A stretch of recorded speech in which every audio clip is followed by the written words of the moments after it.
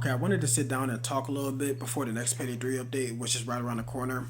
But it's on a topic that I've wanted to talk about for a few months now, and if anyone's seen any of my videos, it's quite obvious. I don't want this video to come off as like me defending like Starbreeze and Payday. That's not what this video is. I'm a very pragmatic person. I look up things objectively, and I feel like, at least in my opinion, we may have been too harsh in certain areas that were unwarranted, and certain ones that were definitely warranted. But I just wanted to look at it in a broad scope of things because this next update is definitely, I would say, it might be the best update we've received to the game, and it just shows, just like, I guess their willingness to listen to the community and to make impactful changes that yes should have been here since launch, but it doesn't take away from what they've already done. All right, before we begin, I wanted to make something very clear. Just because a developer is wrong doesn't necessarily mean the community is right. I feel like in the gaming, I guess, scene, people get that wrong like almost all the time because a developer, makes mistakes with any aspect of the game. That means that the community's, I guess, vision for that was right. When that's just not how it works, right? The execution can be poor, but the, like, I guess, blueprint or the game plan can be sound, right? It doesn't mean that, you know because we wanted one thing and then they put in another, that they're wrong. I don't think that's how it works. I think the games is an art, and that we should allow the developers and the artists of the game to really express their creativity, even if they get things wrong, things that obviously just wouldn't work in like the broader scope of, I guess, like what the community feels would work for the game better. But just because we feel one way does not mean that we're right and that they're wrong. And vice versa, right? It just doesn't work that way. And with that out of the way, I'm going to be giving 5 reasons for and against that argument. 5 reasons to say that we were too harsh on the game, and then 5 reasons to say that we weren't, or it was justifiable how harsh we were. I'm going to be constantly looking over here because that's where my notes are. But reason number one, as I say, that we were not too harsh, is the missing features. Anyone who's played Payday 3 and Payday 2 can obviously tell you, just there were so many excluded features for who knows what reason, right? It could be because they were trying to get the game out of the door quicker. It's obvious that the game should have been delayed at least a year. Going by the next update, about a year sounds right. The state that the game's in right now, including the next update, is where it should have been at launch. Like that's just what I think, right?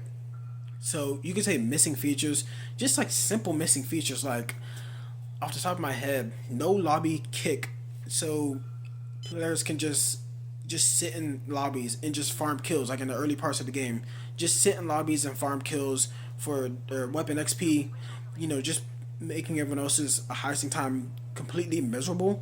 And, something like that is just about to be added. I don't think that's a victory. I think that's quite a shame that it took over a year to add a simple feature that's been in Payday 2. I'm not sure if it started or if it was in Payday 2 at launch. To me, it doesn't matter, right?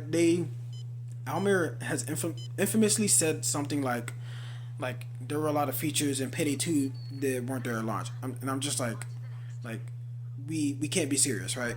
This is about learning from your mistakes of the past, right? Payday 2 has had many ups and downs, and you cannot just expect to have the same ones at Payday 3 and for it to produce the same, I guess, production, or whatever you want to call it, right?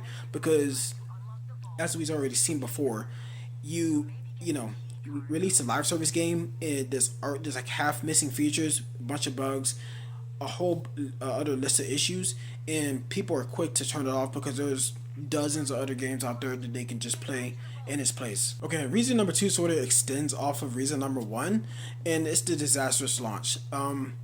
We're all, I'm sure, very familiar with the horrible launch that was Payday 3. It's probably one of the worst launches I can ever think of, and I was there at the beginning of Cyberpunk. It's not quite that bad. Honestly, that was complete bullshit. But it was on a smaller scale. For us in the community, it felt that bad, right? Because we had certain expectations for how the game was going to be at launch, and just excluding, because I'm not going to be a person who just harps on the same issues over and over again. Everyone knows about the server issues. Cool, get it out of the way, right? For me, it was all the like. I mean, I saw all the missing features. I saw the horrible progression system. I saw, the bugs, the glitches, the weapon XP glitches that just made the game so unfun again. With people constantly just staying in highs, making other people's time miserable. The horrible UI, that obviously was just like it looked like an alpha UI, or it looked like a UI as like a demo to promote a or to pitch a game to like investors or something, right? It just didn't look like a finished product. And then you add on top of that a bunch of bugs and glitches that just like any studio or any team of people who've thoroughly examined this game could see these issues in plain sight within 5 seconds. And to me, it just really hurt the game's success in the long term, obviously. And it definitely hurt that at the start of the game, the Payday 3 reviews, I promise this is the only time I bring it up, but the Payday 3 reviews were just mostly generally to very positive. It was something along the lines of like, oh, the game is really fun, but like, it's a little clunky or has a couple of issues that need ironing out, whatever the fuck ironing out means, right? Because to me, the gameplay always looked like really good. The gameplay of Payday has always been really good. I don't know what that means. The game's fun. Like, yeah, the game's fun. Cool. I expected a working game, and that's not what I got. So, like, if you were someone who relied on reviews to see if whether or not you should have got the game, for me, I was going to get the game regardless. But you may have been like pretty much misled, if I'm being honest. I don't really want to name anyone specifically because that's not what this video is about, but I know that Denoli has like apologized for his promotion of the game, and it's not just him. I've seen like literally dozens of reviews that have like praised the game, and they weren't nearly as critical as they needed to be. And I feel like a lot of fans, I guess the reason why they're more harsh now is because they felt the rug pull out from under them. Uh, to me, it was in plain view. Like all of this was in plain view. That's why for the longest time I just like kind of bit my tongue. I could have made videos back then. I just didn't. But either way, all this into one to wrap this up is what contributed to its horrible, disastrous launch, and is what like really kicked off. I guess you could say like the hate campaign for Payday 3. All right, let's move on to reason number 3, and it is the core gameplay like system. That's like skills, progression, stuff like that, right? Every player obviously knows how horrible the progression system was. It is by far the worst progression I've ever felt like in my life in a like multiplayer co-op game. The fact that they thought that progressing solely through completing challenges, it doesn't matter how easy the challenges are. Progressing solely through completing challenges was like one of the most unbelievable oversights I've ever seen in like gaming, right? People want to play games for fun. Challenges are just that, they're challenges. Some people do not want to play the game to challenge themselves. They just want to, kick back and enjoy a quick session with their friends late night, before they have to get up in the morning for work, and they don't want to have to worry about, oh, I gotta complete this heist 100 times. I gotta do this weapon. I gotta do that gadget. Like that kind of thing. Uh, for me, it was more of a challenge. Like in my case, so like I was already having fun with the actual gameplay itself, even though it was extremely frustrating. It was an actual challenge for me, so I got to level 100 pretty quickly. And then at that point, I kind of started playing the game because there was no reason to really continue playing it. Whereas, say if it was switched, right? Say if the how it is now, where you get XP regardless if you can complete heists and things like that.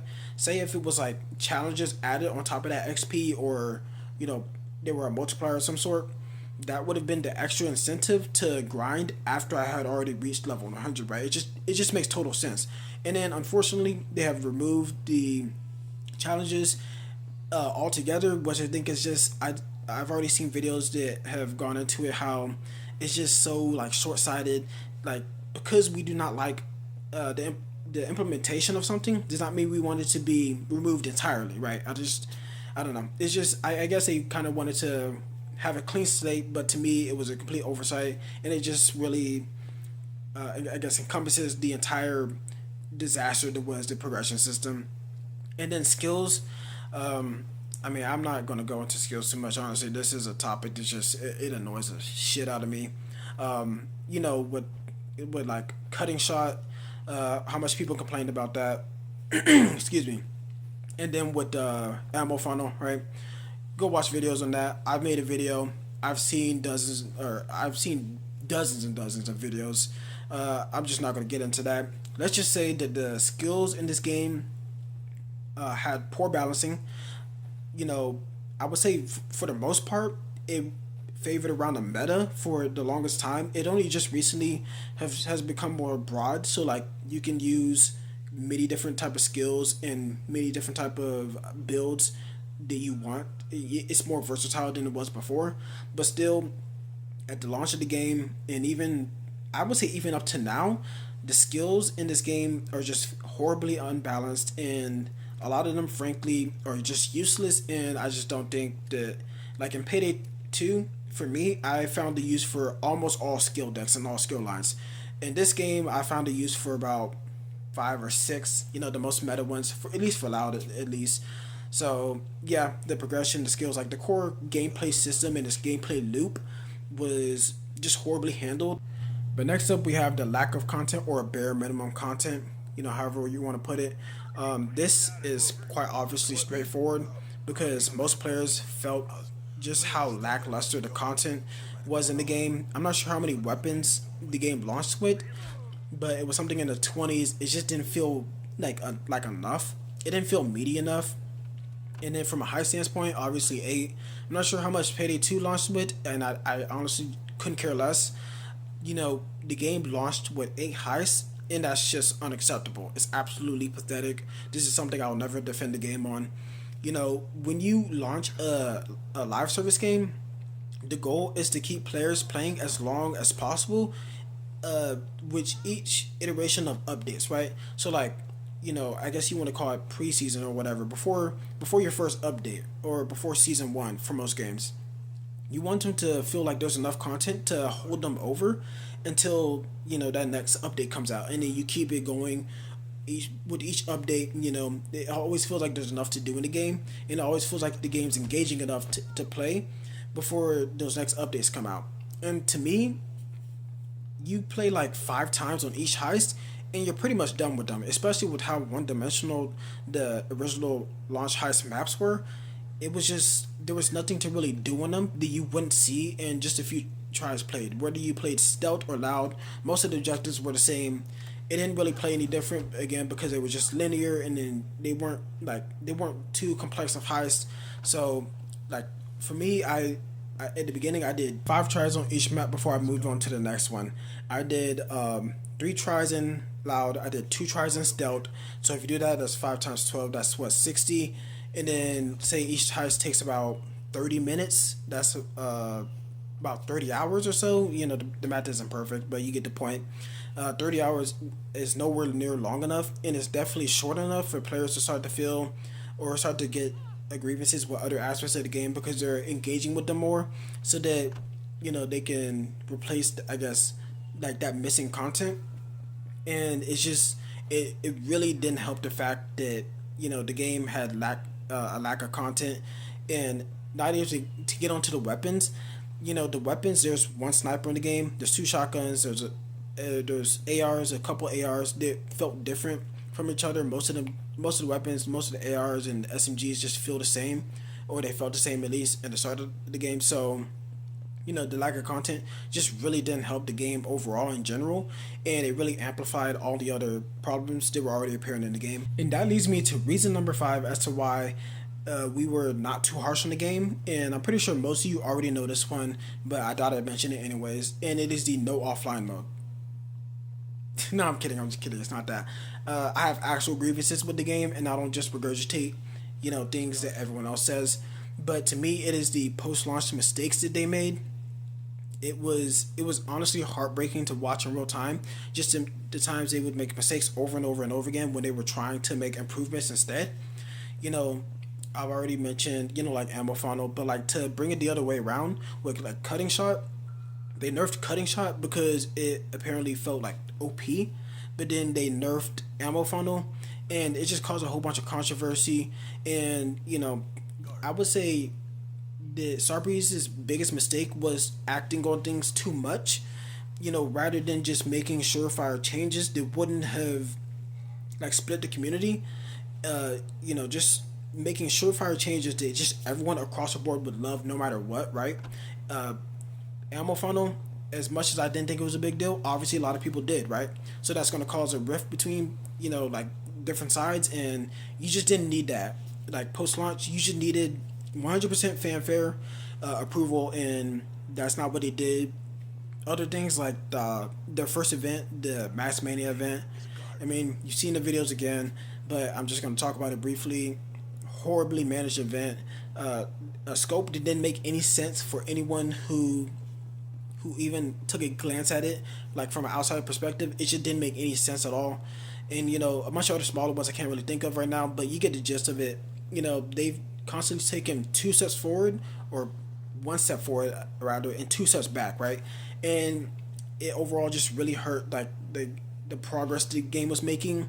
It was, instead of making big leaps of progress, the game was making small leaps, and yeah, I don't know. It just really hurt me to see that, because I was expecting a lot more. Since the announcement of Operation Medic Bag, I was expecting a lot more out of it, and we did get quite a lot.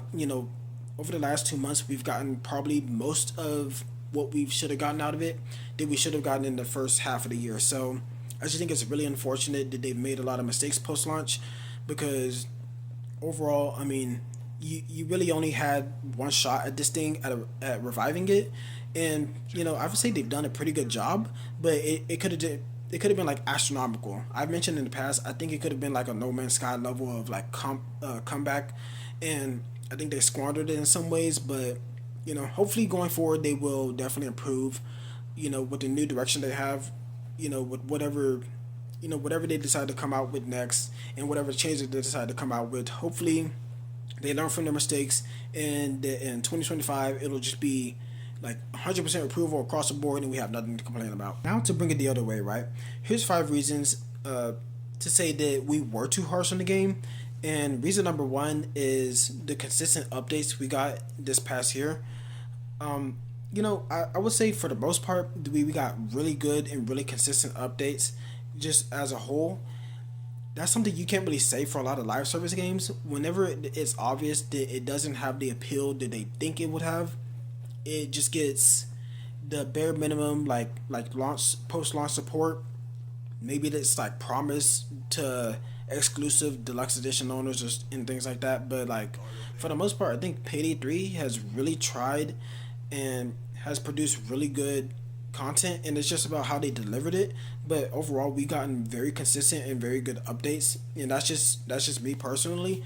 But you cannot deny the amount, or I guess the quantity of updates, at least compared to other games. Like I go look at other live service games, they get like 2 to 3, like, oh, here's your summer edition update, cool, awesome, here's your Halloween edition update. It's very lackluster, and it doesn't keep players around long term, and it's obvious why they don't put a lot of I guess effort into it. Is because it's obviously a sinking ship. But to me, Payday 3 has done that consistently well, at least in terms of the amount they've put out of updates and of content since the start of the year. Has been really good. All right, and the second in this list is communication and response to feedback. I think that the development team has been very receptive to all sorts of feedback, and barring that one person criticism, is better than most teams I've seen, at least in terms of live service games, where if they're struggling, they just like to stick to their guns, because they're like, if we just stick with the same game plan that we thought out throughout the pre-launch, it's just gonna work out eventually, right? It's just gonna magically one day, it's just gonna, we can snap our fingers and it is just gonna work the way we intended it to, and we don't need to listen to feedback. We don't need to listen to criticism, because it's from a bunch of rage hating gamers, and they don't know what they're talking about. They don't understand game development. To me, that doesn't make any sense. We don't need to understand game development to understand its systems, and you know how that affects the gameplay, because we're the ones at the end of the day playing the games. They're not. And I just really like the fact that Starbreeze, like as a team as a whole, generally has been very receptive to feedback, and I think that's been one of the biggest strong suits as to turning the game around. Number three, I've kind of touched on a little bit before, but it's the better heist. Now, yes, you might say that on the whole, I guess the heists are still pretty much the same in terms of maybe what they offer in objectives and things like that. I just think overall they're just way more fun to play. I've played as much Boys in Blue as I've played Touch the Sky, Road Rage, 99 Boxes. Definitely, I absolutely despise that map. Um, and yeah, I don't know. I would say those three maps. I've played Boys in Blue more than that combined, probably like times three, because it's such to me such a breath of fresh air. Even though it's kind of formulaic and it doesn't really do a whole lot special, it's just it feels so much more like a payday experience to play, whereas those games feel like a tech demo. And yeah, I would say just they've added some really good stuff post launch. That's not to include like the legacy heist and stuff. You know, those are like cool little side additions that people can enjoy like on the side. But you know, as like the DLC added heist, you know, I've just tried a little bit of syntax error, and I would say it's better than about half at least of the original heist. You know, in the most recent one, Fear and Greed, I have a lot of fun on it. I don't take it just like that seriously. It's one of those where I just kind of have fun just running around, just grinding, and I let my teammates do the objectives. Just on the whole, they've been very well executed in terms of adding new heist. Most of them have been like okay to at least really good, and I hope that they continue it in the future. And then we get a couple of more free ones. You know, like the Diamond District. You know, the Diamond District is really creative. I don't think people talk about how creative it plays sometimes, but it's really fun and it's really dynamic. And I really hope that they continue this and add even better heists than they've already added in the future. Okay, number four is no in-game store. Not yet, anyways. I've already made a video on this a couple weeks ago, so you can go watch that one if you want. I'll give a brief summary to that, but you know, it's pretty straightforward. There's no in-game store for a live service game. That's almost unheard of, and I'm honestly impressed that we've not heard anything about the in-game store. I'm pretty sure it'll come at some point in the future, but I just love the fact that they've focused on what's in front of them right now rather than expanding all these ways to monetize the game like every single game does. And yeah, I would just say when they do, because they will eventually add in you know, in-game store, I'm pretty sure they'll do a good job with it. But as of right now, there's no in-game store, and I haven't heard anything about it, so that's one of the biggest positive points right now. And when it is added, I hope that it is added in good faith and there's not any anti-consumer practices that's added or implemented. Reason number five as to why we were probably a bit too harsh is something that's going to sound hypocritical to me because of something I've already said, but it is the great gameplay. To me, the gameplay is top notch in this game. I've said before in the past that I think it's some of the best FPS gameplay I've ever played. You know, that's going to kind of contradict what I said about me already knowing it was going to be good gameplay, but I would say it's very hard to get that like very fun and exciting and engaging gameplay down. You know, most games that come out, most FPS games that come out just feel like ripoffs of each other. If I'm going to something like X Defiant, it's a ripoff of COD. If I'm going to something like, even though I'm looking forward to Delta Force, it's a ripoff of Battlefield. It just straight up is, right? Like, we don't have to like sugarcoat it. And a bunch of the ones that launched on PC are just like tactical FPSs or just ripoff of Rainbow Six. I'm sorry, they mostly feel like ripoffs of each other. And Payday 3 feels like Payday, but just more improved. And I would say that's one of the biggest strengths it had, like in its early launch window, was that it was really fun to play. Like in terms of shooting your gun, in terms of putting on your overkill weapon, your gadgets, you know, the entire gameplay package, the way it felt in your hands, it felt really good. Whew, sorry, I had to go take a shower and get out of that hoodie. I worked out before I recorded this. But anyways, that's my 5 for and against why we may have been too harsh on Payday 3. But a lot of this is just going to be personal preferences and from a personal viewpoint, so some people may not feel as strongly as I do, but for me it's been very up and down. I really hope that The support is just vastly increased across the board. Our feedback this time is actually taken to heart, and they make impactful and meaningful changes that actually affect the gameplay positively. But yeah, apart from that, I really appreciate anyone who still watched up to this point. I'm about to go get something to eat. I've been hungry as hell since I came back. Just had to record this real quick because it's been on my mind, and I finally decided to sit down and record it. But anyways, that's it for me. See you next time.